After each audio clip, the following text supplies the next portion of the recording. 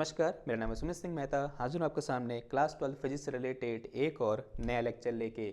आज का हमारा है लेक्चर नंबर 14 और आज के इस लेक्चर का हमारा टॉपिक क्या रहने वाला है। हमारा टॉपिक है potential energy of dipole in uniform electric field.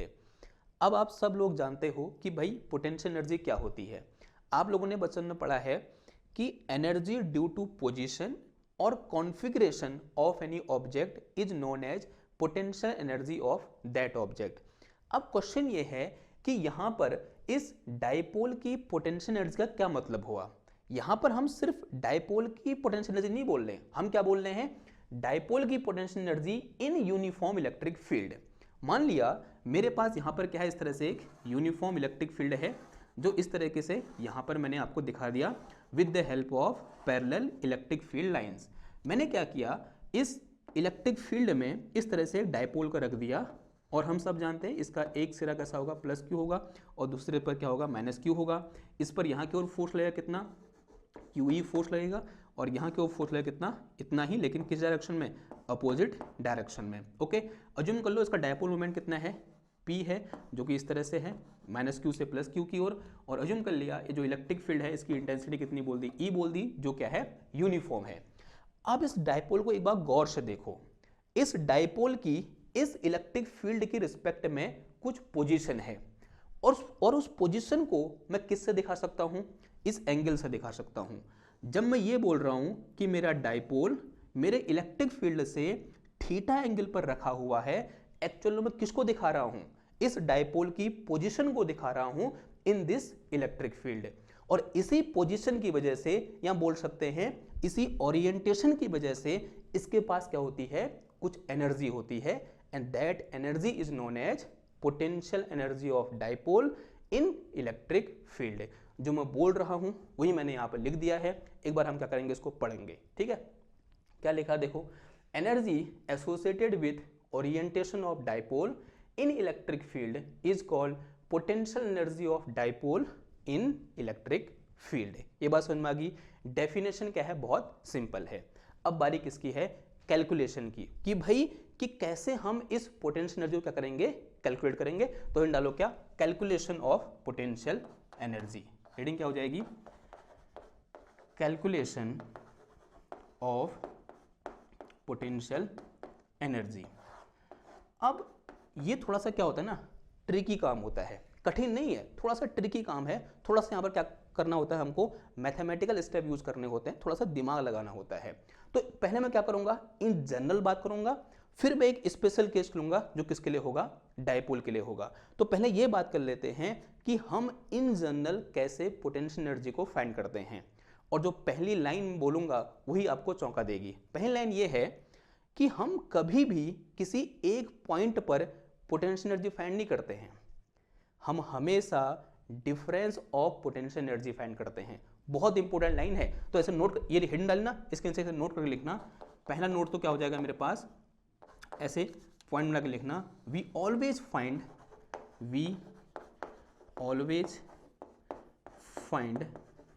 Difference of potential energy, difference of potential energy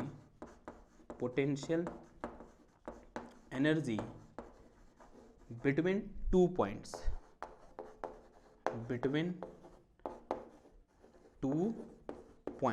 ठीक है। यानी अगर कोई आपसे ये बोल रहा है ना, किसी इस पॉइंट पे पोटेंशियल एनर्जी फाइंड करो, तो वहां पर भी हम indirectly difference of potential energy he find कर रहे हैं। अभी हम समझेंगे ऐसा मैं क्यों बोल रहा हूं।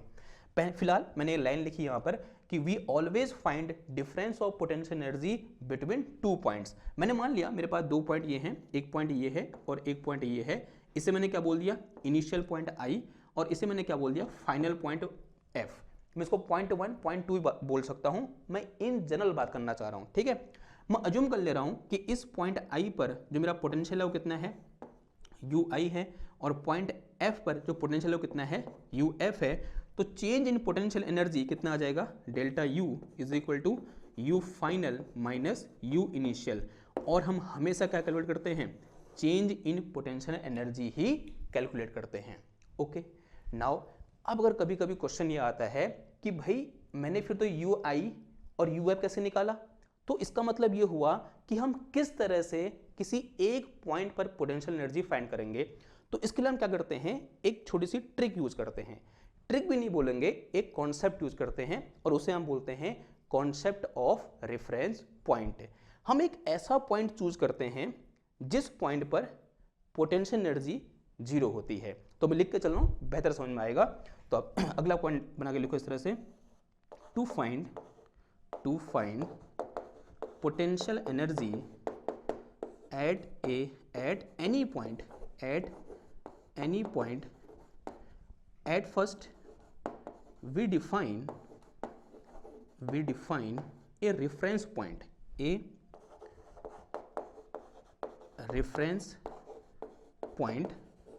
and at that point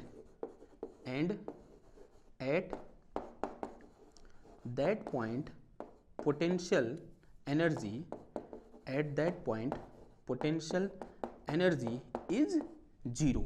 एक ऐसा पॉइंट होता है जहां पर पोटेंशियल एनर्जी क्या होती है, जीरो होती है भाई। अब देखो, अब मैं अज्यूम कर ले रहा हूं कि मेरा वो पॉइंट कौन सा है, ये आई जो पॉइंट मैंने लिया था ना इनिशियल पॉइंट, माना जो आई पॉइंट है वो रेफरेंस पॉइंट है। अब देखो नेक्स्ट लाइन में यहां से लिखो, इफ नेक्स्ट लाइन से if I is our reference point then potential at I यानी U I will be equal to zero. तो इसका मतलब क्या हुआ, पोटेंशियल एट आई कितना हो जाएगा, जीरो हो जाएगा। अब एक काम करो, ये जो मेरे पास मैंने यहाँ लिखा हुआ है इसको इसमें यूज करो, क्या निकल के आ जाएगा देखो। यहाँ से मेरे पास डेल्टा यू इक्वल टू कितना आ जाएगा, यू फाइनल माइनस यू आई की वैल्यू कितनी है, जीरो है। तो क्या निकल गया मेरे पास, यहाँ से U final is equal to delta U निकल के आ गया। देखो गौर समझना बात को, मैंने निकाला क्या, चेंज इन पोटेंशियल एनर्जी, निकल के क्या आ गया, potential energy at point F. यानी जब मैं किसी एक सिंगल पॉइंट पर पोटेंशियल एनर्जी फाइंड कर रहा हूं, एक्चुअल में मैं क्या फाइंड कर रहा हूं, दो पॉइंटों के बीच change in potential energy find कर रहा हूं, जिसमें से पहला पॉइंट कौन सा पॉइंट है, रेफरेंस पॉइंट है भाई। बस इतना ही फर्क है। अगर ये बात समझ में आ रही है तो अब आप क्या कर सकते हो, पोटेंशियल एनर्जी को आसानी से कैलकुलेट कर सकते हो। अब एक काम कर रहे हैं, मैंने इतना बोल ही दिया है तो कुछ एग्जाम्पल देख लेते हैं ताकि आपको क्या आ जाए, बेहतर समझ में आ जाए। ये आपने पहले भी बहुत बार किया हुआ है, बस आपने इसकी फील नहीं ली है। मैं आपको फील दिलाऊंगा, देखो कि कब हम ऐसा पॉइंट लेते हैं जहां पर पोटेंशियल एनर्जी कितनी होती है, जीरो होती है। एग्जाम्पल ऐसे लिख के चलेंगे।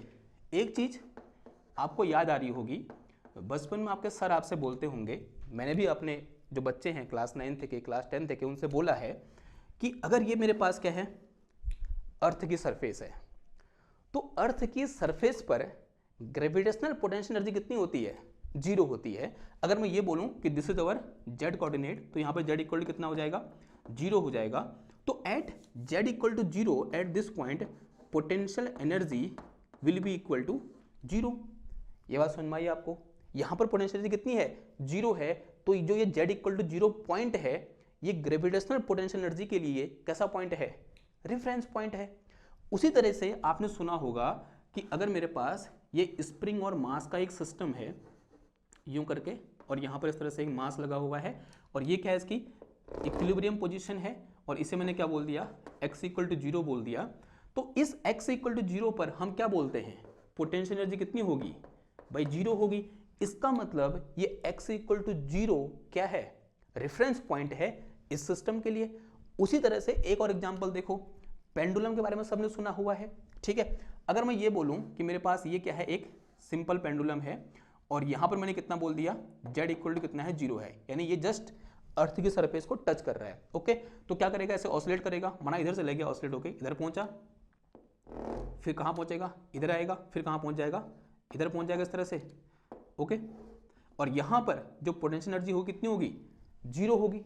ओके, ये बात समझ में आ रही है आपको, यहां पोटेंशियल एनर्जी कितनी होगी, जीरो होगी। इसका मतलब ये पॉइंट क्या है, मेरा रेफरेंस पॉइंट है। मैं जीरो होगी, वैसे तो मिनिमम होगी, मैं जीरो होगी इसलिए बोल पा रहा हूं क्योंकि मैं अज्यूम कर रहा हूं कि जस्ट ये क्या कर रहा है, ग्राउंड को टच कर रहा है। तो this point is act like a reference point. तो ये कहानी किसकी है भाई, रेफरेंस पॉइंट की है। आपने ये चीज पहले भी पड़ी हुई है। आई होप आपको समझ में आ रहा होगा कि भाई रेफरेंस पॉइंट क्या होता है। ऐसा पॉइंट जहां पर पोटेंशियल एनर्जी क्या होती है, जीरो होती है। ओके, नाउ अब थोड़ा सा आगे बढ़ते हैं। मैंने ये बोला कि हमेशा क्या कैलकुलेट करते हैं हम, change in potential energy calculate करते हैं। तो कैसे करते हैं फिर, समझो जरा। चेंज इन पोटेंशियल एनर्जी, ऐसे एक पॉइंट लिख रहा हूं, आप भी लिखो। Change in potential energy is equal to change in potential energy is equal to work done by external force, by external force या फिर टॉर्क, एक्सटर्नल फोर्स और टॉर्क। जो चेंज इन पोटेंशियल एनर्जी होती है वो work done by external force या फिर external torque के बराबर होती है। इसका मतलब change in potential energy delta U is equal to W. This is very very important line, इस पूरे लेक्चर की क्या है, ये जान है भाई। ये समझ में आ गया तो आगे भी समझ में आ जाएगा। इसका एग्जाम्पल दो, ऐसे कैसे लिख दिया जरा समझो। इसी एग्जाम्पल को लेते हैं, कौन सा वाला, ये अर्थ की सरफेस वाला, ठीक, क्योंकि आपने पहले भी देखा हुआ है। तो ये अर्थ की सरफेस है, ये z इक्वल टू जीरो क्या है, रेफरेंस पॉइंट है। यानी यहाँ पर अगर मैं इसको यू आई बोलूँ तो यू आई की वैल्यू कितनी है, जीरो है इस पॉइंट पर। ओके, मैंने क्या किया, मैंने एक मास को यहाँ से पकड़ा, यहाँ पर एक मास रख दिया मैंने जिसका मास कितना है, m है। इस पॉइंट पर इस मास की पोटेंशियल एनर्जी कितनी होगी, जीरो होगी।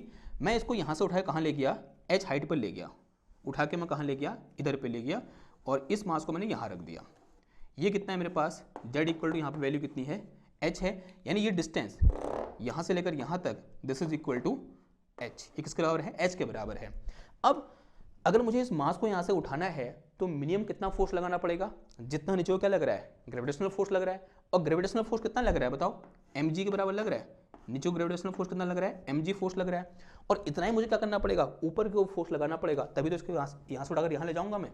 तो वर्क डन बाई मी, या बोलते हैं work done by external force, कितना हो जाएगा बताओ। This work done will be equal to force into displacement. Force कितना लगाया मैंने, mg लगाया, डिस्प्लेसमेंट कितना हो गया भाई, h हो गया। तो वर्क डन इक्वल टू कितना आ गया, mg h निकल के आ गया। Now according to our definition this mg is equal to change in potential energy, तो this is equal to delta U equal to कितना आ जाएगा, mg h निकल के आ जाएगा। ओके, नाउ अब यहाँ पर देखो जो मेरे पास डेल्टा यू है वो किसके बराबर होगी। अगर मैं यहाँ बोलूँ पोटेंशियल एनर्जी कितनी है, यू एफ है, तो this is equal to U F minus का U I, this is equal to mg h। ठीक है, मैंने क्या निकाला, चेंज इन पोटेंशियल एनर्जी निकाला।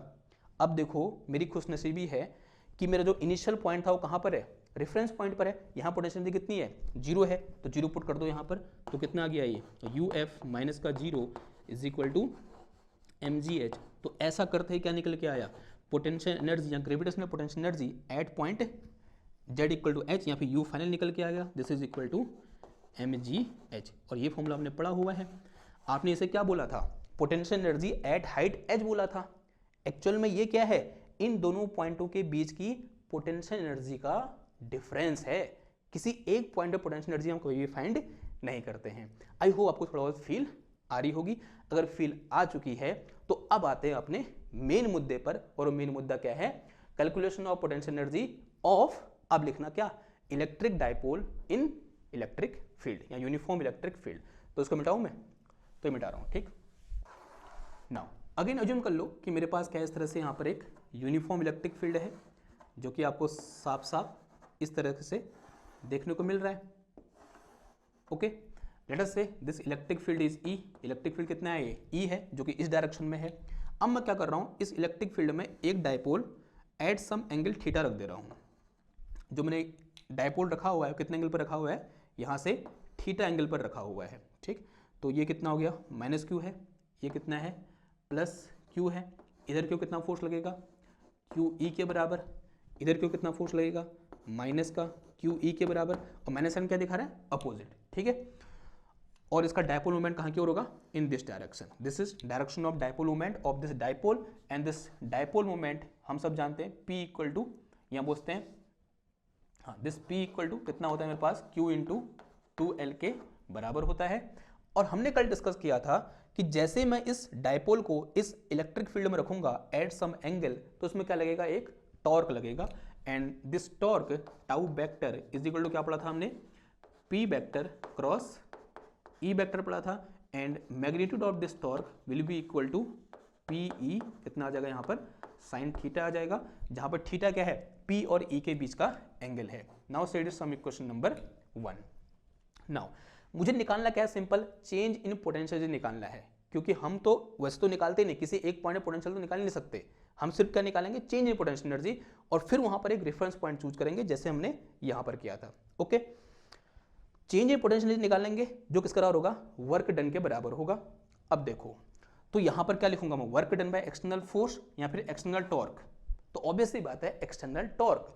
देखो ये टॉर्क कहां को लगेगा, ऐसे अंदर की ओर, ठीक है, ऐसे घुमा रहा है इसको ये यू करके, तो जो एक्सटर्नल एजेंसी हो कैसे काम करेगी, ऐसे।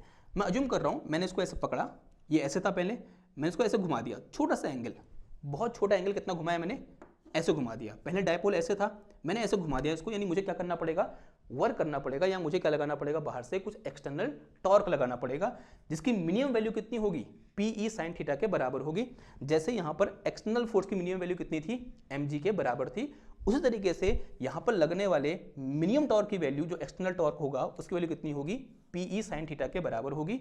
और टॉर्क लगाने के बाद मैंने अज्यूम किया, अब मेरा डायपोल इस तरह से क्या हो गया है, कुछ एंगल पर रोटेट हो गया है, ये प्लस क्यू चार्ज है यहाँ पर, ये माइनस क्यू चार्ज है, और जिस एंगल से मैंने इसको रोटेट किया, this angle is very very small, let us say this angle is d theta, ठीक है, ये एंगल कितना है मेरे पास, डी थीटा है। तो क्या निकालूंगा यहाँ से मैं, work done by external torque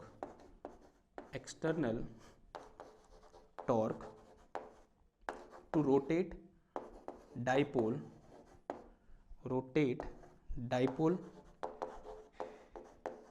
by d theta. बताओ दिस वर्क डन, देखो d theta is very very small angular displacement, तो work done will be also very very small. This work done d W will be equal to क्या हो जाएगा, tau into D theta. ये कैसे लिखा मैंने, देखो हमने एक चीज पढ़ी हुई है, डी डब्ल्यू इक्वल टू क्या होता है, एफ इंटू डी एक्स होता है, जहां डी एक्स डिस्प्लेसमेंट है, एफ क्या है, फोर्स है। अगर टॉर्क है फोर्स का एनालॉगस है, तो डिस्प्लेसमेंट का एनालॉगस क्या हो जाएगा, एंगुलर डिस्प्लेसमेंट। तो सिंपल उसका एनालॉजी मैंने ये फॉर्मूला लिख दिया। And said is some equation number 2, इस इक्वेशन को क्या बोल दो, इक्वेशन नंबर 2 बोल दो। ये तो क्या निकला, एक छोटा सा एंगुलर डिस्प्लेसमेंट डी थीटा करने में कितना वर्क डन किया, आंसर है भाई इतना वर्क डन किया। लेकिन अगर मैं एक appreciable amount of work done निकालना चाहता हूं, तो जो एंगल की वैल्यू होनी चाहिए, जिस एंगल से मैं उसको डिस्प्लेस कर रहा हूं, वो मेजरेबल होनी चाहिए, उसकी कुछ फाइनाइट वैल्यू होनी चाहिए, जिसको मैं क्या कर सकता हूं, बता सकता हूं कि भाई 1 डिग्री 2 डिग्री 3 डिग्री। ये तो क्या है, डी थीटा क्या है, इनफिनिटेमली स्मॉल एंगुलर डिस्प्लेसमेंट है।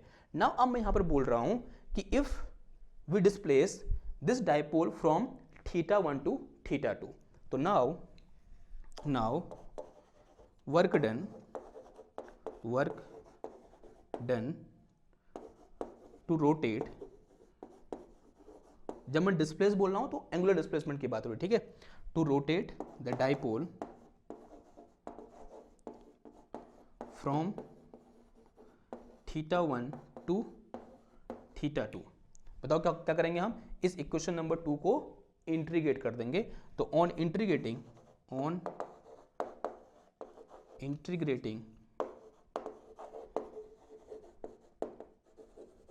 इक्वेशन 2 क्या आ जाएगा, देखो integration D W will be equal to integration tau D theta, limit कहाँ से कहाँ आ जाएगी, दिस इज θ1 टू θ2 आ जाएगी।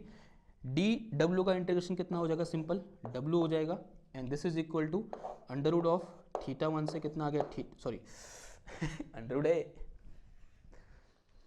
This is our integration from θ1 to θ2। ये वैल्यू पुट कर दो टाउ की, कितना है मेरे पास, पी ई साइन थीटा, और ये कितना आ जाएगा भाई यहाँ डी थीटा आ जाएगा, ठीक। देखो W इक्वल टू पी मेरे पास क्या है,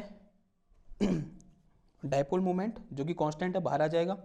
E यूनिफॉर्म है, कांस्टेंट है, बाहर आ जाएगा इंटीग्रेशन से, तो कितना आ जाएगा ये P E integration from theta 1 to theta 2, अंदर कितना बच गया ये sine theta D theta. Sine theta का इंटीग्रेशन कितना होता है भाई, कॉस थीटा होता है, तो W is equal to P E, sine का इंटीग्रेशन कॉस या माइनस कॉस, माइनस कॉस होता है, कितना होता है माइनस का कॉस थीटा, एंड लिमिट कहाँ से कहाँ आ जाएगी, थीटा 1 से थीटा 2। एक काम करो, उस माइनस को बाहर ले आओ, तो W will be equal to minus का पी ई, और अंदर कितना बच गया कॉस थीटा 2 माइनस, पहले अपर लिमिट फिर माइनस लोअर लिमिट, तो कितना आ जाएगा ये cos theta 2 minus cos theta 1, cos theta 1, ये आ गया। तो this is our work done. Okay, तो मैं इसे मिटा रहा हूं। एक काम करो, जो माइनस साइन है उसको भी अंदर पहुंचा दो, तो यहां से मेरे पास W will be equal to कितना आ जाएगा, अगर माइनस साइन को अंदर ले जाऊंगा, पी ई तो बाहर रहने दो, माइनस साइन अंदर गया तो ये माइनस से प्लस हो जाएगा, ये प्लस है माइनस हो जाएगा, तो कितना आ जाएगा ये cos theta 1 minus cos theta 2 आ गया। Said is some equation number 2 हो गया था, इसे क्या बोल दो, इक्वेशन नंबर 3 बोल दो। Now from definition this work done will be equal to change in potential energy. So this work done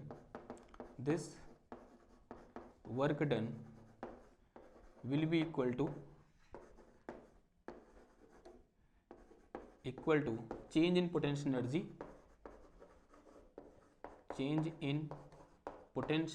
energy, between theta 1 to theta 2। Theta 1 से थीटा 2 में जाने में जितना चेंज इन पोटेंशियल एनर्जी हुआ वो किसके बराबर होगा, इस वर्क डन के बराबर होगा। तो यहां से मेरे पास delta U this will be equal to delta at theta 2 minus delta at theta 2 theta 1, and this is equal to कितना आ गया ये पी ई, ब्रैकेट के अंदर कितना आया कॉस थीटा 1 माइनस कितना आ गया कॉस थीटा 2 आ गया। ठीक है, नाउ यहां से मेरे पास, तो said is some equation number 4, इसे क्या बोल दो, इक्वेशन नंबर 4 बोल दो। ये तो क्या निकला मेरा, चेंज इन पोटेंशियल एनर्जी निकला जब मैंने डायपोल को थीटा 1 से थीटा 2 क्या किया, डिस्प्लेस किया। अब मैं क्या करना चाह रहा हूं कि थीटा 2 पर कितना पोटेंशियल एनर्जी होगी ये निकालना चाह रहा हूं। तो ये करने के लिए मुझे क्या करना पड़ेगा, थीटा 1 को as a reference point assume करना पड़ेगा। ठीक है, तो if we want find potential energy at any angle, तो लिख के चलो, if we want potential energy at some angle, then we have to define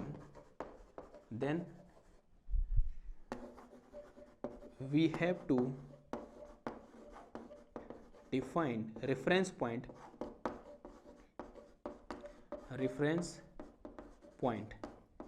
and for this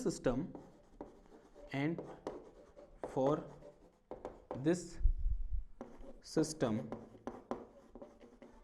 theta equal to 90 degree act as a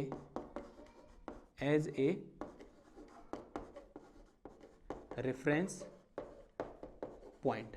अब बताओ भाई, अगर theta equal to 90 as a reference point है तो थीटा की इस value के लिए पोटेंशियल एनर्जी वैल्यू कितनी होगी, 0 होगी। सो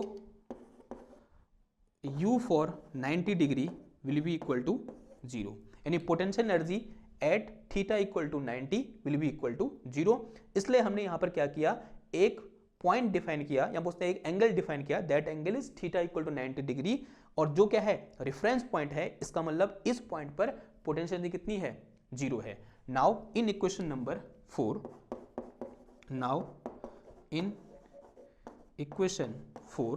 लेट जो थीटा 1 है वो 90 डिग्री है, यानी इनिशियल में डायपोल कहां था, 90 डिग्री पर था with respect to electric field, और जो थीटा 2 है वो कितना है मेरे पास, थीटा है। तो देखो क्या निकल के आ जाएगा, ये मेरे पास आ जाएगा क्या, ये लिखूं मैं, ये कितना आ जाएगा, थीटा 2 इक्वल टू थीटा, तो यू थीटा यानी potential energy at some angle theta minus potential energy at 90 degree, this will be equal to कितना आ जाएगा, ये पीई, अंदर कितना आ गया cos 90 माइनस कितना आ गया cos theta, and this bracket will close. cos 90 कितना होता है, बच्चा बच्चा जानता है, 0 होता है। और u 90 कितना होगा, 0 होगा, because this is potential energy eight reference point. तो यहाँ से मेरे पास क्या निकल के आया, u theta will be equal to PE, और ये कितना आ गया cos 90 0, और ये कितना आ गया माइनस का cos थीटा। तो यहाँ से मेरे पास u theta will be equal to minus का PE cos थीटा।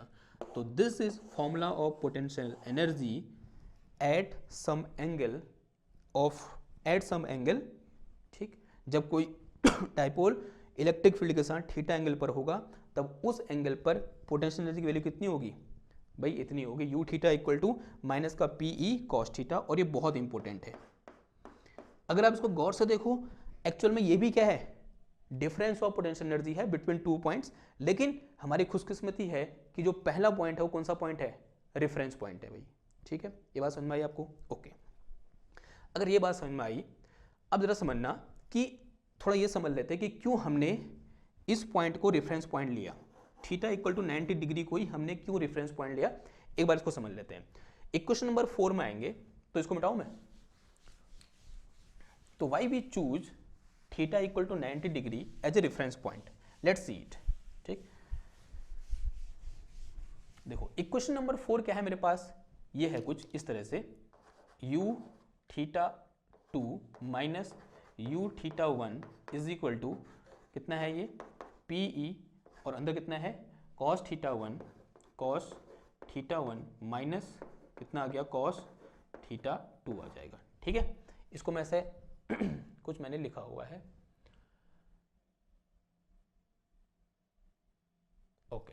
तो इसे मैं क्या लिख सकता हूं, देखो इसको मैं ऐसे लिख सकता हूं, कैसे, इसको अंदर मल्टीप्लाई करो, कितना आ जाएगा ये PE cos थीटा 1 माइनस का कितना आ गया ये PE cos थीटा 2 आया। इसको मैं क्या लिख सकता हूं, कुछ ऐसे लिख सकता हूं कि माइनस का PE cos थीटा 2, इसको मैंने पहले लिख दिया, फिर माइनस साइन लगा दिया, फिर ब्रैकेट लगा दिया, फिर माइनस साइन लगा दिया, और ये कितना आ जाएगा, देखो PE cos थीटा 1 आ जाएगा, ठीक है। अब देखो ये क्या है, डेफिनेशन ऑफ, यहाँ पूछते हैं formula of potential energy eight सब एंगल थीटा। इस ब्रैकेट के अंदर चीज को देखो, ये जो चीज ब्रैकेट के अंदर है ये क्या है, this is potential energy at angle at angle theta 2, and this is potential energy at angle theta 1। तो ये जो टर्म है यहाँ पर, ये किसके बराबर है, दिस इज u थीटा 2 के बराबर है, जो कि यहाँ से हम कंपेयर भी करा सकते हैं। और ये किसके बराबर है, जो ब्रैकेट के अंदर है विद नेगेटिव साइन, तो दिस इज u थीटा 1 के बराबर है। अब देखो, अगर मैं u थीटा पर पोटेंशियल निकालना चाहता हूं, तो उसके लिए क्या होना पड़ेगा, u थीटा 1 को 0 होना पड़ेगा, यानी थीटा 1 को रेफरेंस पॉइंट होना पड़ेगा। और थीटा 1 रेफरेंस पॉइंट कब बन पाएगा, जब ये पूरा कितना होगा, 0 होगा। If theta 1 is reference point,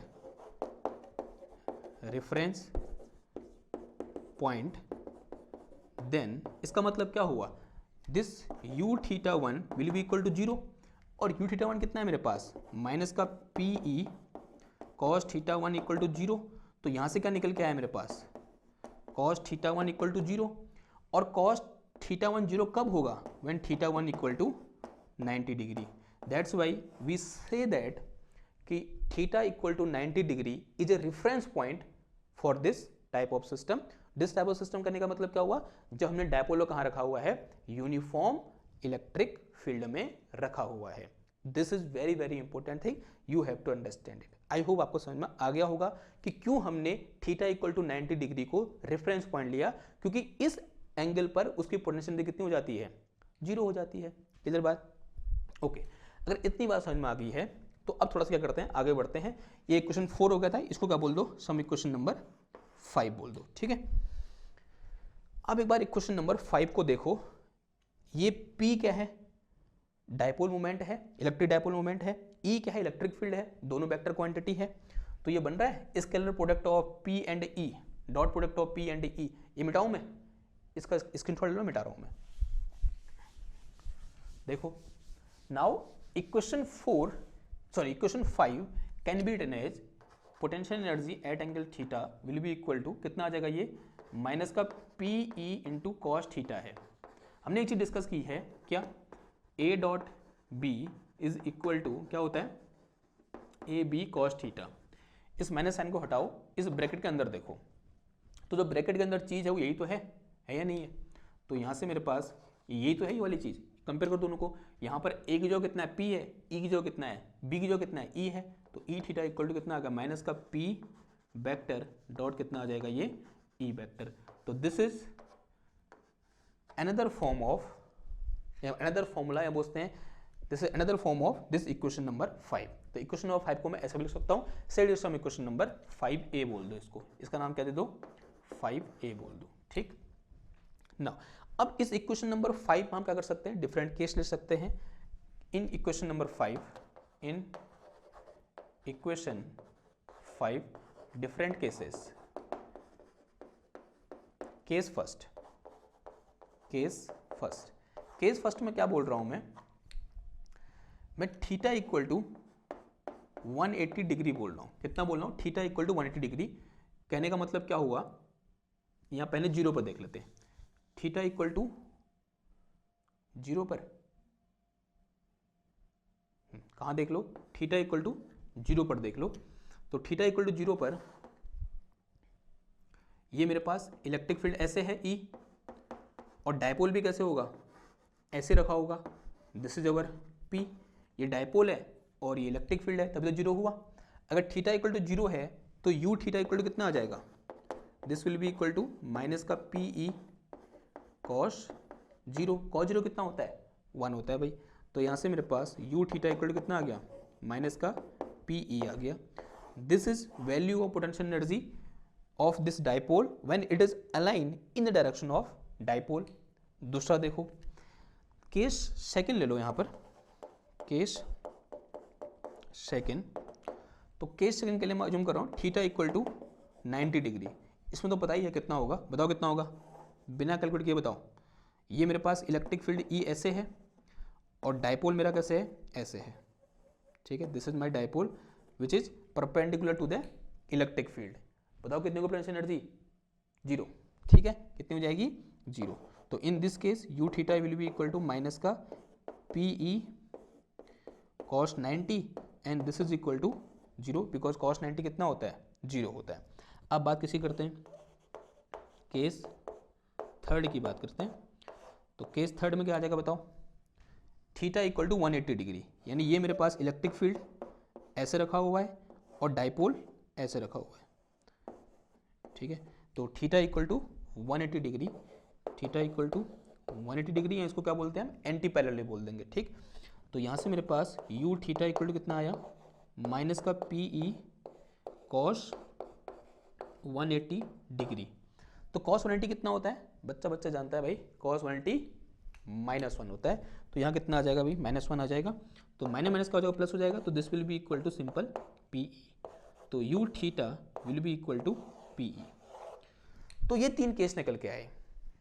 in 3 case को देखकर बताओ कि इस डायपोल इलेक्ट्रिक फील्ड सिस्टम के लिए, इस अरेंजमेंट के लिए पोटेंशियल एनर्जी की मैक्सिमम वैल्यू क्या है और मिनिमम वैल्यू क्या है। और जब मैं मिनिमम वैल्यू की बात कर रहा हूं, जो बोल रहा है कि इस केस में पोटेंशियल एनर्जी की मिनिमम वैल्यू 0 है, वो मेरे यहां से मार खाएगा, क्योंकि 0 नहीं है, कितनी है, -PE है। तो this is minimum value of potential energy, this one is minimum value of potential energy. और ये क्या है पोटेंशियल एनर्जी की, मैक्सिमम वैल्यू है, this is maximum value of potential energy. तो आता है क्वेश्चन कभी कभी, बताओ कि एक डायपोल यूनिफॉर्म इलेक्ट्रिक फील्ड में रखा हुआ है, उसकी मिनिमम पोटेंशियल एनर्जी कितनी होगी। आंसर कितनी होगी, माइनस का PE। और मैक्सिमम पोटेंशियल एनर्जी कितनी होगी, प्लस का PE। 90 डिग्री पर कितनी होगी, 0। ठीक है, बात समझ में आई इतनी, ओके। नाउ एक क्वेश्चन ले लो लास्ट में जाते जाते, और बहुत बार बच्चे इस क्वेश्चन में कंफ्यूज होते हैं। क्वेश्चन ऐसे पूछा जाता है कि पहले डायपोल, एक डायपोल है, वो इनिशियली अपनी मिनिमम स्टेट पर रखा, मिनिमम पोटेंशियल एनर्जी वाली स्टेट पर रखा हुआ है। कहां पर रखा हुआ है, जहां पर उसकी पोटेंशियल एनर्जी कितनी है, मिनिमम है। फिर उसको घुमा के कहां ले जाता है, मैक्सिमम पोटेंशियल एनर्जी वाली स्टेट में ले जाता है। बताओ चेंज इन पोटेंशियल एनर्जी कितना है। देखो क्वेश्चन अगर मैं सिंपल भाषा में समझाऊं कुछ ऐसा है, पहले मेरा डायपोल ऐसे रखा हुआ था, इलेक्ट्रिक फील्ड ये ऐसे है, पहले मेरा डायपोल ऐसे रखा हुआ है, यानी थीटा इक्वल टू कितना है 0 है, और यहाँ पर potential energy u equal to कितना है माइनस का पी ई के बराबर है। फिर मैंने क्या क्या इसको घुमाया और कैसे कर दिया, ऐसे कर दिया, यानी इलेक्ट्रिक फील्ड तो वैसे ही है, डायपोल की डायरेक्शन क्या कर दी, चेंज कर दी। तो यहाँ पर थीटा इक्वल टू कितना आ जाएगा 180 डिग्री, और इसको मैं P1 बोल दूँ, और इस केस में P2 घुमाने के बाद पोटेंशियल एनर्जी कितनी होगी maximum, which is equal two plus का PE। और ये कहा जाता है कि चेंज इन पोटेंशियल एनर्जी कितना होगा, क्या निकालो, डेल्टा यू निकालो, बताओ कितना हो जाएगा, delta u will be equal to U2 minus U1। U2 कितना आ जाएगा, U2 की वैल्यू कितनी है PE है, और माइनस, फिर माइनस का कितना आ जाएगा ये PE आ जाएगा, माइनस क्या हो जाएगा प्लस, तो कितना आ जाएगा ट्वाइस ऑफ PE आ जाएगा। This is our change in potential energy, कितना आ गया ये ट्वाइस ऑफ PE आ गया, ठीक है। तो in this way we find change in potential energy in between maximum potential energy state and a minimum potential energy state, ठीक। तो ये क्या है, एक इंपॉर्टेंट क्वेश्चन था। आई होप ये पूरा लेक्चर आपको समझ में आया होगा। तो आज के इस लेक्चर में हमने क्या पढ़ा, हमने ये पढ़ा कि भाई इलेक्ट्रिक डायपोल को जब हम किसी एक यूनिफॉर्म इलेक्ट्रिक फील्ड में रखते हैं तब उसके पास कुछ पोटेंशियल एनर्जी होती है, जिस पोटेंशियल एनर्जी की वैल्यू कितनी होती है, इतनी होती है। कहाँ गया वो फॉर्मूला, ओके मिट गया। उस पोटेंशियल एनर्जी की वैल्यू कितनी होती है, माइनस PE cos थीटा के बराबर होती है। और पोटेंशियल एनर्जी की मैक्सिमम वैल्यू कहाँ पर होती है, जब एंगल कितना होता है 180 डिग्री होता है या पाई के बराबर होता है। और इसकी वैल्यू मिनिमम कब होती है, जब हमारा डायपोल इलेक्ट्रिक फील्ड की डायरेक्शन में होता है, और जब हमारा डायपोल इलेक्ट्रिक फील्ड के परपेंडिकुलर होता है, तब वहाँ पर इलेक्ट्रिक पोटेंशियल एनर्जी कितनी हो जाती है, 0 हो जाती है। तो ये क्या था आज के हमारे इस लेक्चर का पूरा सार था। आई होप आपको समझ में आया होगा। अब तो भाई गला भी बैठ गया है, तो इस लेक्चर को यहीं पर समाप्त करते हैं। और अगर आपको लेक्चर पसंद आया हो तो इसको लाइक करो, शेयर करो, सब्सक्राइब करो। मैं मिलता हूँ आपसे नेक्स्ट क्लास में एक और नए टॉपिक के साथ। तब तक के लिए थैंक यू, धन्यवाद, बाय बाय।